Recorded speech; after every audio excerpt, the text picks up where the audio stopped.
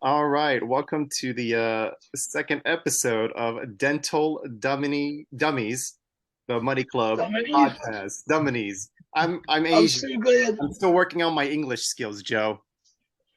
I can see that. Can't Konnichiwa, tell in man. my accent, okay? Oh, yeah, I'm new you're to this very country. well. Yeah, it's the Dental Dummies Money Club, but that's okay, man. You'll get there one I'll day get at a there time with when I your grow up. English lessons. Yeah, when you grow up. Today we're gonna go through how to do a startup and like why it's important to talk to the banker first and kind of the role of the banker. We're gonna do a series of stuff on these startups, but today's gonna be focused on the first stage, which is dealing with a banker. And for those people who can see the video in here, I know I'm in my car. I know Min's on a couch. I know Danny kind of looks like he might mug you in an alleyway, but he's actually a real banker. He's a private banker that works at Provide. He is a great resource that, Min and I have worked closely with. He's actually the banker Min uses for his loan.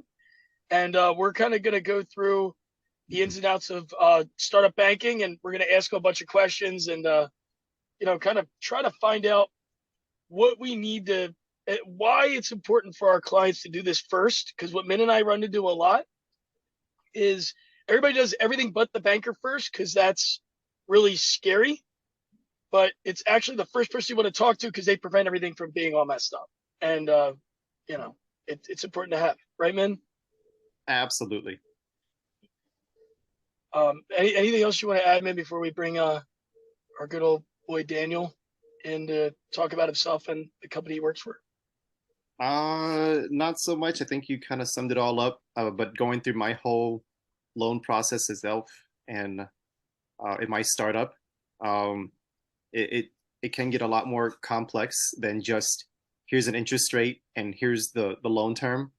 Uh, a lot of it is about communication, relationships, being able to handle the things that change suddenly, whether it's like a cost difference or a last second, I don't know, location change that you might have spotted that could have been more suitable. Um, it could have been a number of things, and having clear communication with the bank and working with a group of people that understand the dental startup space can help you prevent headaches that you don't just want to deal with later on. Yeah, you really want a specialist, and that's why we have Danny. So I guess Danny, if you want to talk a little bit about yourself, provide kind of what you do, and quick disclaimer on our end. Not your disclaimer, Danny. I know you're going to go through like a 10-mile one, but our disclaimer: this is 100% endorsed by CMS Dental Division, and we got our little hats. CMS or die. We love them. Everybody loves us, even if I force them to wear these hats, whether they like it or not. Um, you know, there'll be more fun merch to come. And Danny's going to give a disclaimer either at the beginning or the end. I'll let him choose, but he's got to give like a mile long thing because he works for big corporate and he has to make sure he Yeah, doesn't get fired. I'll leave But get the, it, Danny. I'll leave the disclaimer for the end, because I Yeah. like to just start off by introducing myself for anyone who doesn't know me on the call or in the audience. My name is Danny Cammarosano.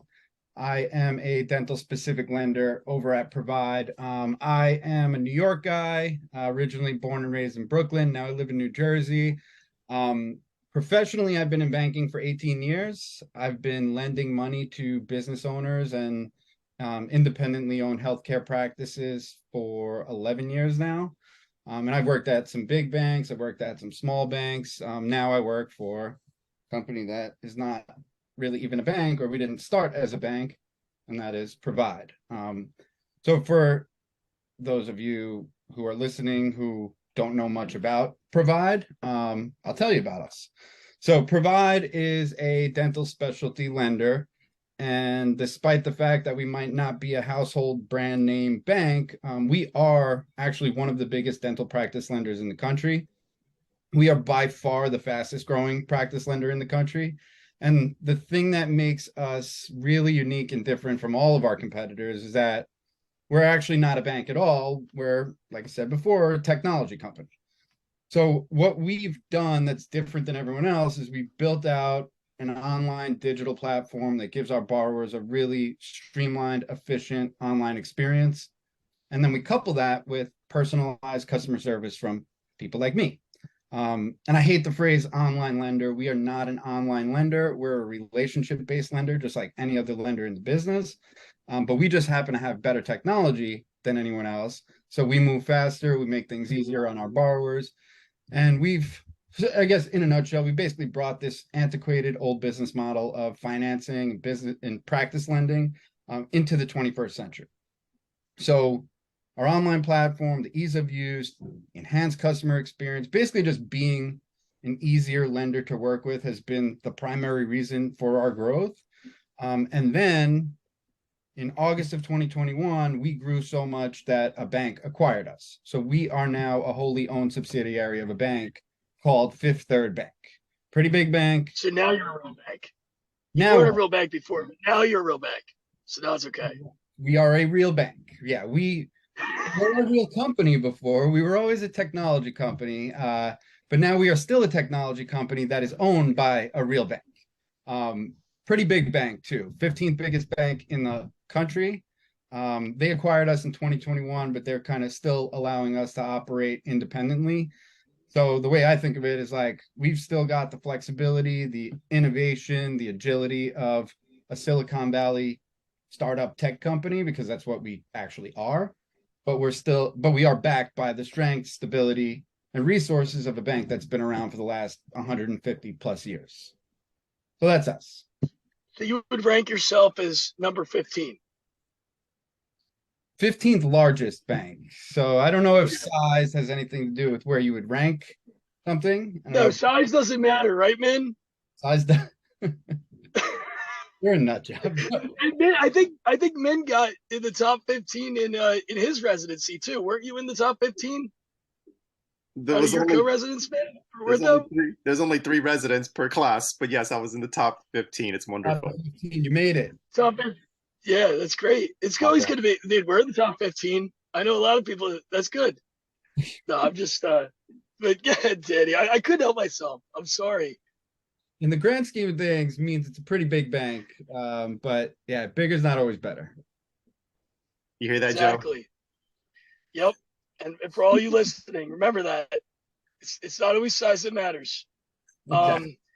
So what we want to ask you more about too, Danny, and I know what Min dealt with, and the big thing a lot of my clients have issues with is what is the process? Like, what would you like? Let's say someone like Min comes in, and I refer him in, and I say, hey, Dr. Minh Nguyen here. He's a year out of residency. He's trying to decide if he can do a startup. Like, what is the process from there, and why is it important to talk to you first? Because I have a lot of people get scared to talk to you guys first. I know where my stance is on it, I guess. How would you tell someone who's scared to talk to a bank why it's important to talk first, and like what the risks are involved? Sure. So I'll answer your first question first and your second question second. So what happens immediately right after you introduce me to Min or anyone else? First thing I do is I want to set up a call. I want to actually get to know the person who I'm going to be working with. The first call is an introductory call. We go over, honestly, in that first call, the last thing I really need to or want to talk about is interest rates and repayment terms. I mean, we can talk about that all day, every day, and we will talk about that plenty of times throughout the process. But if that's the only thing that I can offer you, then what good am I? I mean, you can, like I said, we have a website. You can go online and apply for a loan. You can get your interest rate and your repayment terms spit out. But if you don't have the human element, you don't have an actual person walking you through the process, you're going to be totally lost. So the first call that I get on with a potential borrower is to really understand who they are, how did they get to this point in their career, and then what are their aspirations? What are they trying to do? And not just hey, I'm looking to open a practice, but where do you want to do it? How big is that practice? How big do you see that practice being? How many operatories? What kind of insurances do you plan to accept? I want to get a real good idea and understanding of the entire vision. And then what I try to do is plug holes where I can in terms of educating them. Again, not just on the financing process, like that's a part of it, but I really want to educate on the entire process, what the entire process is going to look like from the moment that we're on that call through the moment that their loan is paid off, 10 to 12 years later. And to answer your second question, like, why should they talk to a lender at the beginning of the process? I mean, like you said at the beginning, a lot of people don't realize that they should be talking to a lender early on. I don't know if it's they're scared of talking. I hope it's not that they're scared to talk to me, but I think it's almost counterintuitive that they should be talking to a lender first, because with any other loan, you kind of know how much you apply. Like, you kind of go shopping for what you need first, and then you apply for the money after. Like, if you're buying a house, you go find a house, then you apply for a mortgage for the purchase price of the house. Or with a car, you find the car first, and then you apply for the car loan. So I think it's just kind of like built into what we're all used to when it comes to financing, that like you think you need to know how much money you need first before you talk to a lender. But in this process, in the startup realm, it actually works kind of the other way around, where the lender is kind of going to determine what your budget's going to look like. So a lender like us, we have predetermined amounts of how much we're willing to lend to a startup. We have different amounts for generalists, different amounts for specialists. But the point is, like, we've done this hundreds of times, maybe thousands of times. So we know how much it's going to cost to build a 2,000 square foot office in, central New Jersey, for example. And so we can put that budget together for you and with you. Now, I think part of the conversation here is, you mentioned people might be scared to talk to me. And I think an important thing to point out is that the lender, at least the salesperson like me on the front end, right? My job is to be sort of like a consultant to you. Like, my job is to figure out how to get the deal done. So if there's something that is holding you back from thinking that, hey, I don't know if I can get approved for this, maybe I'll wait until I'm more sure that I can get approved for this, it's probably best off to talk to the lender early on and just be transparent about those things. Just talk about, like, what's going on in your life, and can we get the deal approved or can we not? And if we can't, then at least a lender like me can give you some guidance on, all right, we might not be able to do it today for whatever reason, but maybe we can do it in 3 months. Maybe we can do it in 6 months. Maybe we can do it in a year. And let's stay in touch and let's keep talking as we go, through this relationship together, and let's get you there eventually. Otherwise, like you said, they kind of, people just are scared to talk to me, and they don't do that. They don't get the right guidance, and then it just never happens. Well, to that point, let's say a client goes, let's say a client goes and they want to get a loan with you, and they might get, let's just say they're not in the best spot. What happens if they're quote unquote told you can't do this? What are the negative implications of talking to the bank early? Like, what happens if they apply, they have too much debt, and you can't lend? What happens to the person? Honestly, the only negative implication is that they just can't do it right then and there when they might want to do it. But that's really it. There's no, like, it doesn't mean that we're not going to be able to overcome those hurdles and get you where you want to be in, like I said, it could be 3 months, 6 months, a year, whatever that might be. But it's better to know that now, and to know, where you stand today and where you need to be to get that approval. Min, when did I send you to the bank? The first bank. Probably right when I started working and I had money on hand to, like, prove my income. How much money did you have on hand when you first talked to your consultant? It's a trick question, man. Come on. Nothing. Zero. Technically nothing. Zero. I was in residency. I was broke. I'm still kind of broke. You were broke. You're still broke. You're my poorest client poster child. You're something special. But Joe, I'm glad you But asked that question too. Like, how much did you have when you talked to your consultant? Because there should really be no difference between looking to speak to a consultant and get advice from a consultant and talking to a lender. Just because you're talking to a lender doesn't mean you're applying for a loan, right? So like, correct. have that initial conversation, talk about what the bank is looking for, what the process looks like. Like I always say, like people have asked me, what's my biggest piece of advice for someone looking to start a practice and they don't know where to start? The number one thing is talk to people. Like get started as early as possible. Talk to as many people as you can because you're going to learn something from every conversation you have. So talk to people like me, talk to people like Joe, CPAs, attorneys, consultants. Like it's just research at that point. And then as you do that and you talk to different people, you're going to get a feel for who do you want to work with? Who do you maybe not want to work with? And you start forming a team so that when you are ready and it's time to like, hit the gas pedal and go, you already know like, all right, I talked to Joe, last year, he seemed like a good dude. And, I know he offers insurance. So yeah, I'll talk to Joe about getting my insurance through him. And similarly for all the other specialties that I just talked about. Yep. And the big thing is like, and not to beat you up, but Min, when did you start your process? What year was it?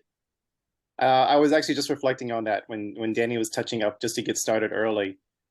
From conceptualizing, when I told Joe that, hey, well, I'm going to do a startup, it was probably September of 2020. So what year is it now, man?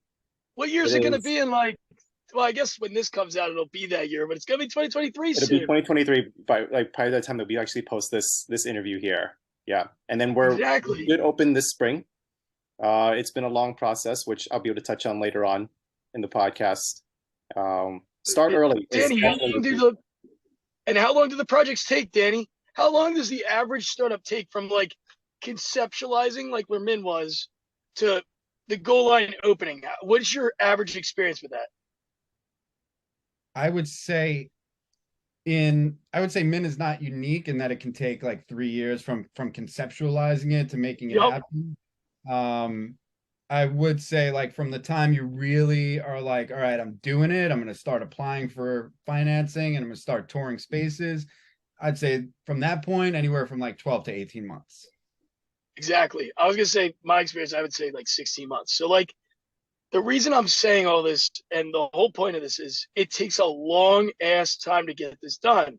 The reason you want to talk to the banker first is, like, I'll give you an example, Min's timeline. Min talked to me, he was going to buy this practice. I made him feel really bad about himself. He decided that wasn't a good move. He told me how big the practice was, all this stuff, and I said, oh, that's it.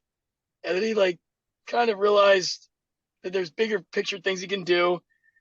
He asked me why I didn't think he should partner in a practice. I told him he's mean and he's very particular. He's not going to be able to work with anybody else. I mean, you'll see as you hear him talk on these things, Min's so full of himself. He's an orthodontist. That's what they do. But he needed to do a startup. There are some people that partner. There are some people that buy. Min's thing was a startup. And from when he hit that point, I made him talk to consultants. I made him start talking to banks. And the reason you want to talk to the bank early, and the reason I'm even having this segment in our talk with Danny is they're the most important person. They're your quarterback. You go to the lender is the only other person that wants that loan to go through, because believe it or not, the bank doesn't make money if it doesn't lend a loan. And they don't lend bad loans. Dental's like less than a 1% fail rate. I'm sure Danny will agree. He probably can count on his hand how many practices he's lended to that fail. It's not a lot. I don't think I've ever had one that I've personally lent to that failed. But yeah, I mean, I've only had one in my experience fail. Maybe one that I've ever even seen it happen to. Would you guys consider that the lender is actually the real gatekeeper to everything else? Absolutely. Without the money, nothing happens. Correct. Or you could do it cash, but it's the one that I had that failed, did it cash, didn't hire a consultant, didn't hire an attorney, didn't even put up like a sign. Like you need people to help you. And dentists are smart. You guys have a lot of experience, but these are the reason you hear all these horror stories about, oh, my startup was terrible. Oh, this was so awful. One, startup lending hasn't been really that great. And Danny may have a different opinion on it, but it hasn't been that great until the past couple of years. In my opinion, I think now the lending limits are higher. I think the people in it are more specialized. I think there's consultants out there like, Ideal Practices, Gene St. Louis, John Massarello. You'll see them come on this, whatever you call it, this podcast, this show, this thing that we're doing. You'll see them, all my idiot friends that do all these hundreds of these startups a year.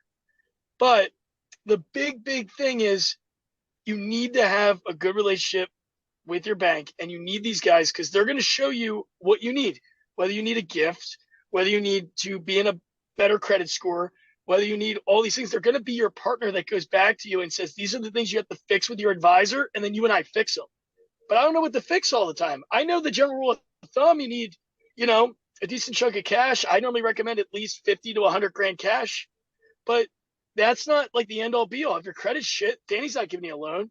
If the location's really bad, you're probably not going to get a loan. If you don't have a consultant, you don't know what your costs are, you don't have a business plan, you're probably going to not make it to the end of actually getting these loans. And these guys want to help you because when you win, they win. And when you and them win and you're successful, then I win because I can brag about you not being poor. Unlike Min, where like I tout him around and everybody's like, why are you friends with him?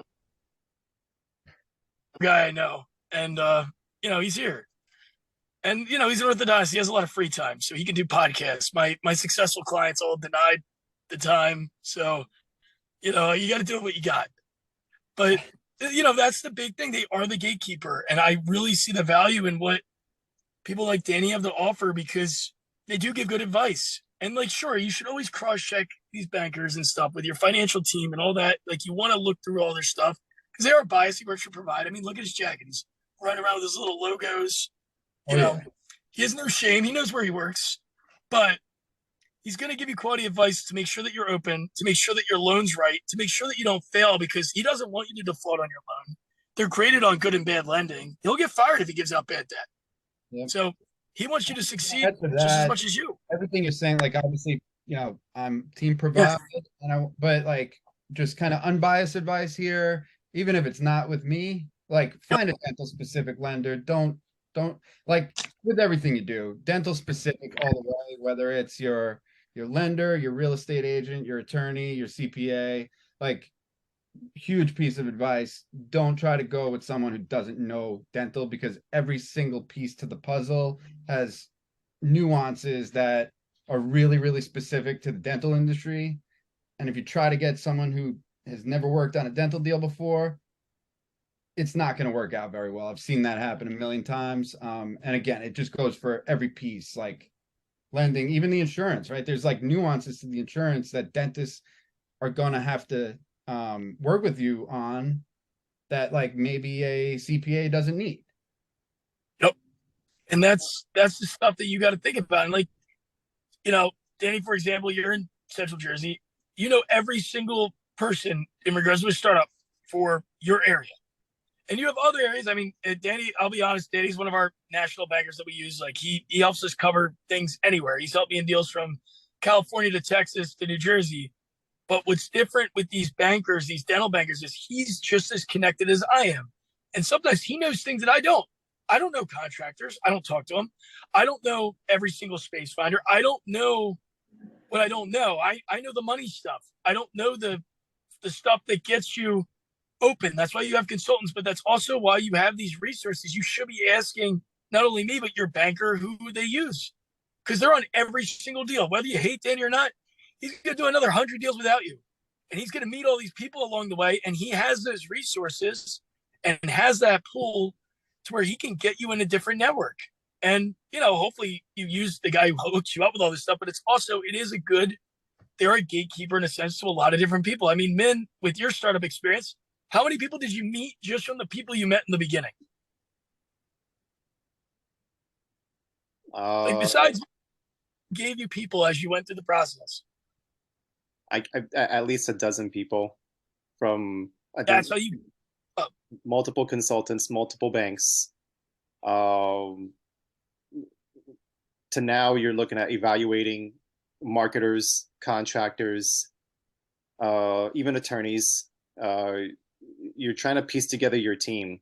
None of that really matters unless you have your money straight. So putting yourself in the best position as early as possible. So when I give my presentations to residents, even if they don't plan on owning a practice themselves, and people kind of like float the idea out there, it's like, maybe, maybe not.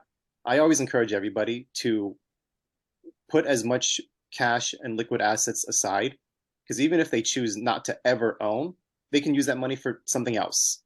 But put yourself in a position as early as you can, because the worst thing that happens is you're 2 years into an associate position and you're making an okay salary, and you wake up one morning and you're like, I don't want to do this anymore. I want my own. Well, we already covered that it takes, not unusual, to take 2-3 years from the time that you conceptually say, okay, I want to do it, to your doors actually opening. But if you're in a bad financial position early in your career, like you bought too big of a house, you bought too many cars, you are too aggressive on your student loans, well, you come to a person like Danny, and Danny he wants the deal to get done, so he's going to fight his hardest to put you in a position. But it makes everything a lot harder if you didn't set it up early on, or at least give yourself that possibility early in your career. Yeah, I'm glad you brought up the student loan thing. That's one thing that we see very, very often. It's very common, and it's it's understandable. It's logical that dentists getting out of school have tons of student loan debt. They want to pay that down aggressively. They want to get out of that debt as fast as they can. But it's not the best financial move if you're looking to get into practice ownership later on in your career, or even any time soon. So like I had this exact example 2 days ago. I spoke to a dentist who he never wanted to become a practice owner, but he's been associating in a practice for quite some time now. Practices the owner of the practice is ready to retire and ready to hand over the keys to the kingdom. Comes to me and is like, hey, here's the deal. Doesn't have much liquidity. He's like, I've been paying down my student loan debt over the years, and isn't that great? My student loan debt is as high as it used to be. I'm like, yeah, it's great, but cash is king at the end of the day. And liquidity is extremely important to underwriters, to banks in general, and it should be important to anyone, to the borrower. Because if you're going to get into practice ownership, you need to make sure you've got a cushion. Like, you need a safety net. And so, like, if you go through a difficult month, a difficult quarter, people who have some cash in the bank are better to. I'm just laughing because Joe is eating a donut. Joe just scarfing down his cardboard sandwich over here. Oh, it's a sandwich? I thought it was a donut. I don't know what he's eating. I haven't eaten. We were both wrong. I've been in my car since 7 a.m. I'm hungry, and all I eat is plants and dirt. That is great. But yeah, liquidity. Save as much money as you can. Just stack up that nest egg. Make sure that you got enough liquidity to get yourself through some difficult times if they happen. And if they don't happen, to Min's point, then you got money in the bank. To be clear to our audience, that money that you're stashing in cash is not like purchasing a home, like 20% down payment for like $1 million startup. It is just cash that you have on hand just to help the bank and underwriter lend it to you. What you do with it, afterwards is up to you, but that's not money you're giving to the bank as payment towards your loan, just to be clear. Correct. Yeah. So there is a typical, unless your budget is like astronomical, but on a typical startup, the bank is going to finance 100% of your costs for you. So yeah, to Min's point, when we say we want you to have some money in the bank, we're not requiring you to inject any of that money into the deal. We just want to make sure that you have a safety net. And quite frankly, we want to just see that you have the ability to save. We want to see that you're fiscally responsible. One common question that I get, Danny, and I just had it last week on a call about to do a startup, and you'll probably meet that client really, really soon. One common question that I get is, how much do you recommend me to borrow? And if they're offering like, X amount of dollars. Should I borrow the whole thing where I think I want to borrow as little as possible for the startup? Before Danny answers, Yeah. I always recommend max. And the reason I do that, you never know what the fuck's going to happen on your project. I've had projects, I literally just had someone, they're 5 days from opening, and they had $30,000 worth of equipment stolen from the practice. And yeah, the insurance is going to cover it, but that doesn't pay out in a week. You need money. I have other people where their construction goes 100 grand over cost. There's no scenario, and again, Danny will agree or not, I don't know, but there's no scenario where you don't want the max loan, 750, 800, whatever it is at the time of you getting your loan, because you never know what obstacle you'll have, and it's better to have more money. The rate is nominal. Even if interest rates, by the time you decide to do a startup, is 8%, it doesn't matter. You're doing a practice, you're going to make so much money. You need to make sure when you're open, you have everything possible for success. Because if you're missing one thing, whether it's a scanner or a chair, that can handicap you by tens of thousands of dollars in revenue. Because if you have 3 chairs instead of 4 and you start picking up, it ain't easy to go back and set up that chair. And that's the money that's lost. And after 1 year of getting your money, it is really hard to go back to the bank and get more.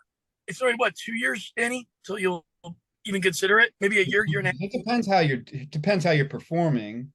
But on like a standard revenue curve, like in other words, if you're performing like average or above, like a little bit above average, if you're not like crushing it, you're not in that top 1%, then yeah, it's probably going to take you at least 2 years, maybe longer, to be at a point where your gross collections are now higher than the amount of debt that you have. So yeah, it's going to take a few years before you can even think about borrowing any more money from the bank.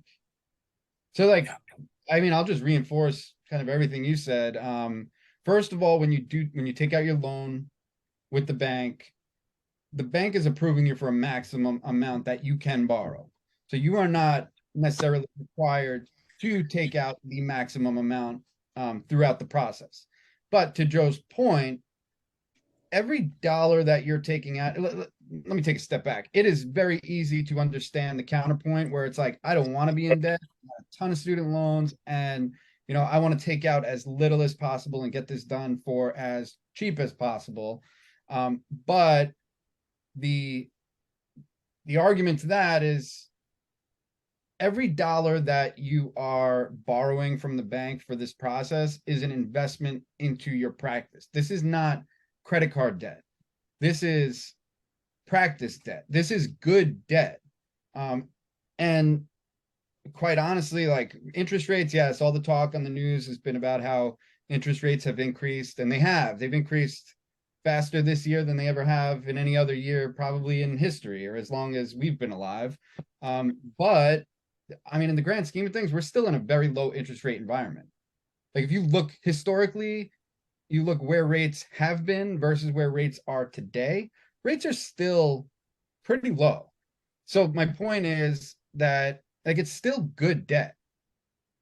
You're investing into your business. And the other thing to think about is, I've had people who want to put off some of those major purchases because they don't want to take the debt out today. Like, you know what? I might need a scanner, but I'm going to do it in 2 years. I'm going to do it in 3 years. I'll put another chair in 2 years, 3 years, whatever. That's fine. Think about what the costs do not go down. We all know the other, big buzzword in the news and the financial news this year has been inflation. And again, it's been kind of runaway and higher this year than it ever has been. And hopefully that doesn't continue, but costs don't go down. They're not going to go down. So if you're thinking that, I'm going to put off this construction project, I'm going to put off a chair, I'm going to put off a piece of equipment, whatever it is, you're going to do it in a few years, it's only going to be more expensive in a few years anyway. So there is a balancing act there. You have to stick to your budget, right? Like you don't have an unlimited budget. You don't want to, you're not just going to be able to spend everything you want on anything you want. But if your bank allows you to borrow X amount, I'm with Joe. I think, you should maximize that budget. And honestly, one thing we didn't even talk about is like, even if it's not for equipment or construction or anything that's like tangible, Put it into marketing. Get some patients through. There's always something that you can invest in to get a better return on your money than the nominal interest rate that you're paying for those funds. You guys might not know, but where Joe mentioned about an extra chair. So, for instance, I'm currently plumbed out for 6 chairs, and I'm equipping 3 just to help save costs. I don't need all 6 chairs on like day one, but even from the time that you are able to have the cash on hand, whether it's profits from the company or your loan, from the time that you want to order the chair, there are different lead times depending on what brand you go with. So some brands only take 9 weeks to, if you call your supplier, they'll get it in 9 weeks, everything you need to make that operatory functional. There are those that take 12 months currently, like COVID, the shortage of supplies that all took effect. So it's just something to keep in mind as you're doing your build out. Yeah. And just to reiterate what Joe said, like, it is important to realize that when you're thinking about opening a startup and when you're applying to open a startup, every lender in this space, if you're qualified, every lender is going to be falling head over heels to lend money to you. The day you open your door, you're no longer a startup. You are now an existing practice owner. And in order for any lender to lend to you at that point, they're not looking at projections. They're not looking at like, what do we think is going to happen in the future? Now they're looking at, how have you performed as a business owner? And so just keep that in mind that, it is going to be more difficult to borrow in those first few years because it takes time to build a practice. Rome is not built in a day, right? So like that first year is always a year of building. You start off a few days a week, get some patients through the door. You build up your schedule little by little until that is your full-time practice, until it's your primary source of income and you can quit your associateship. But the point is, like, that practice that is a part-time practice probably has more debt than it does net income or gross income even. So just be aware of that. Like Joe said, while you have the ability to borrow the money, do it, invest it into the business, because you'll thank yourself 2 to 3 years later. Mentioned about so Danny, you mentioned about the leaving the associate position. So a very common thing in that slows people down is, I have to work part-time at associate position. In your guys' experience in the clients you've worked with, how soon do your clients, are they able to leave that associate position and actually pay themselves a livable salary that can continue their lifestyle that they had at their associate position? Yeah, that's honestly, it varies greatly. I've honestly seen someone quit their associateship within 3 months. It's different, man. Like, if you get busy, then you always ditch the job. Just the one thing, and I just talked to someone about this today because I just visited like 3 of my startups today. That's why I'm in my car and tired and good question. It is different bread. But no, but you want to make sure that if you need more money, don't just climb to the associate job. Try to be creative with your actual practice, whether it's doing community stuff or putting more into marketing. Like Danny was saying, like, pump in your practice the first 8 months as if your life depends on it, and do your associateship on the side, but your lifestyle may change or whatever. But if you have a good consultant and you have a good team, you really shouldn't struggle after, in my opinion, 6 to 8 months. You shouldn't be struggling with your situation. I don't have the statistics on this. I think Joe might, but without mentioning names of companies or anything, I do know for a fact that working with a consultant, any consultant, typically gives you a faster ramp up than someone who's going in it without any help. Well, the average without a consultant, what do you guys think it is? I won't judge you if your answer is bad, but what do you think the average collections in a year is without a consultant for a startup? Well, average collections, 400. I say average in the whole country. A specialist in general? No, just everybody. A dental startup. So 250. the dental It's space, the 200. 300,000 was like the number that people would be like It's thrilled to get. Like honestly, it's 250 without any help. It's 250,000 with help. It's anywhere from like with lower range consultants, it's 350, 400. Like what Danny says, you got to keep in mind, Danny actually normally deals with people that have consultants because he's a good banker. That's why he's here. But and if you don't have one, he'll help you find one. He's done that a couple times for my clients. They told me no, they don't want a consultant. They talked to Danny. Next thing you know, they get a consultant. I don't know why you guys don't listen to me, but whatever. But the average with a consultant is the lower end's like 350, 450, but normally it's 650,000 in collections, and that's because you have somebody showing you those. You will learn it, but the whole idea is if somebody already knows it and they can just show you it, you're saving time. And you got to look at the value of your time. How much money do you make in a day? You pay a consultant anywhere from 30 to 70 grand. It doesn't matter. Them doing that job for a whole year, you'll make more money working throughout the year and just making the adulting decisions that come with designing your practice, that come with figuring out your demographics. Like you can run the show without actually doing anything, like what Min does on a daily basis. All he does is point his finger and tell his staff what to do. That's all you want to be doing with your startup. You don't want to actually, you should not be vetting your equipment people. You should have somebody do that and give you the options. You should have a gatekeeper to value your time. So that way everything runs smooth and your money's used wisely and your time. Because the less time you spend doing stupid shit, the more time you can do making money. But I think overall, I think these were good points. I think the big takeaways I got from this are: one, talk to a banker before you make a plan. To make a plan with the banker. If you know you're gonna do a startup or an acquisition, you should call the banker first, just to make sure that you can even do the project. Also, you want to, with student loans, as we talk about all the time, you're going to see a million things on student loans. Don't refinance your student loans before you talk to a banker. They don't go by amounts, they go by payments. Danny doesn't care how much you owe to the world. He wants to know how much you're going to pay over the next 12 months to all these other people, and then how much money's left for him. He wants to know how much is left at the end. He's going to look at your mortgage, your rent, whatever, and say, all right, you spent on all this stupid shit. What's left for me and my loan? And the more you have left for you and your loan, the better interest rate you'll get with Danny. And then you won't have to fight with him over it. He'll be like, oh, here it is. I'll just throw it at you. They call him loose rate Danny. But, and that's not Provide sponsored. That's just what I call him. But, you need to have a good contact. You need to think about your loans very seriously and all your debt commitments. And on top of that, you want to have an idea on what you're going to do with that money, and you want to make sure that you're taking out the right amount. Whether you listen to me and take out the max or not, just always make sure that you're taking out an appropriate amount of money for the project, and then give a little leeway for mistakes, because mistakes will happen. Whether you have a consultant or not, mistakes are going to happen. Consultants just limit mistakes. They don't eliminate them. Anything else you guys think we took away here? Min, any big thoughts? Danny?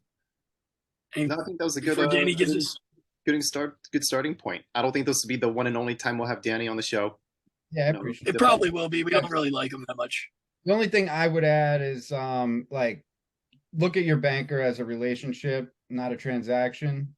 I think it's way too common when people go into this type of project and they're just really, really focused on give me the best price. And that's fine. Obviously you should do that with every single one of your vendors. You want to make sure you're getting a fair deal.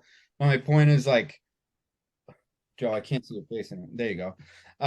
Point is sorry. As a business owner, this is a lot different than borrowing, like I said before, to buy a car or to buy a house. It's kind of one and done. As a business owner, your lender is really going to be important to you for the next couple of decades. And so this is not going to be the last time that you're going to borrow money as a practice owner. You're going to start the practice, and then 3 to 5 years down the line, you're going to be looking to do something else, whether it's an expansion, another location, equipment, renovation. And do you really want to have to shop for a lender every single time that you do that? I wouldn't want to do that. So I guess the point is, make sure you're getting a fair deal, make sure that the price is right, but also take into consideration the fact that you want your lender to be someone who knows your business, who knows you, and who's going to partner with you over the next 5, 10, 15 years plus, and someone who is just going to be there to help you navigate the rough waters and be there to help you take advantage of good times. Yeah, no, and I love being taken advantage of in good times. And honestly, like, you want your banker to be in the top 15 banks. No, all kidding aside, you don't want to be whatever. Dude, you don't want number 16. You don't want number 16. Make sure it's number 16 is really bad. He doesn't even wear a shirt. They can't afford them. Yeah, they don't even have hoodies. They can't even afford it. They're in like a tank top. But you want someone you have a relationship with. All my guys who own multiple practices, which we have a lot of people with multi-locations, they have a good relationship with a big dental bank. And as much as I make fun of Danny's size, he is actually adequate in the dental field. Their bank is one of the top lenders for dentistry. And that's why we work with them. That's why they're on here. And it's important to have someone you can have a relationship with that you could go to when you start these expansions, because you might buy another practice book 2 years from now. You may do a second location, a third, a fourth. If they're not familiar with dental, they will not lend beyond that one location. And I know Danny can't say anything, but there's some bad banks out there.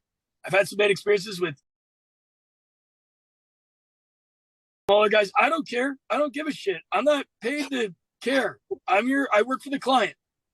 I'm not nice. You guys know that. Min knows. I don't like certain banks because they're not dental specific. I only work with dental specific banks. I'm not saying Danny's the only one. You know, I'm a little slut sometimes. I pick other banks. But there are important factors to making a dental lender that you need to think about. Stop laughing, man. This is serious. But there's important factors that help you when you're going to be expanding and aggressive. And that's why our clients are in that top 20 percentile. And that's why they do better, is because they have better resources. And I really think, Danny and his team are one of those, and there's someone you should consider if you're doing a startup. And our quick disclaimer before Danny reads his, everybody on here is definitely paid and endorsed by CFS. We 100% bribe Min. He is completely biased in his opinion. I am pretty biased. Danny is, a partner of us. I'm not paid by CFS. You want to put me on the payroll? No, I mean like the CFS people, not you. All the speakers are just biased because they're partners. Danny is not paid by CFS. He never will be. He's a bank. He should be paying us. But, what disclaimers do you have, Danny? Read away your 10-mile. After all the rant you just went on, thank goodness that I got this disclaimer. Yes, thank God. Thank God that they gave me this disclaimer, because it is more important than ever. All right, let's go. Provide Inc. is a wholly owned subsidiary of Fifth Third Bank National Association. All opinions expressed by the Provide employee participant are solely their own current opinions and do not reflect the opinions of Provide, its affiliates, or Fifth Third Bank. The Provide employee participants' opinions are based on information they consider reliable, but neither Provide, its affiliates, nor Fifth Third Bank warrant its completeness or accuracy and should not be relied upon as such. This content is for informational purposes and does not constitute the rendering of legal, accounting, tax, or investment advice or other professional services by Provide or any of its affiliates. Please consult with appropriate professionals related to your individual circumstances. All lending is subject to review and approval. I hope you don't get fired. We're going to get in so much trouble. Thank you very much. I hope you don't get fired, Danny. I'm sorry I had you on here. I'm sure I got to bleep that out, Joe. Oh, my God. Bleep what out? We'll talk about it when we end it. Oh, you can. It doesn't matter. I'm sure most of the stuff I said's allowed on the podcast. But yeah, whatever's bleeped out, you won't know because it won't be on there. But thank you so much for your time. Enjoy your car rides. Or right on brand. This podcast was right on brand for you, Joe. I have an HR department and it's me. So I don't have to worry about those things. That's but awesome. If there's anything in here that's bad, we'll remove it. But thank you all for listening, and we'll end the recording here. Go ahead, man. I don't know how to do that. How do we do that? I appreciate it. Cool. It was fun, Danny.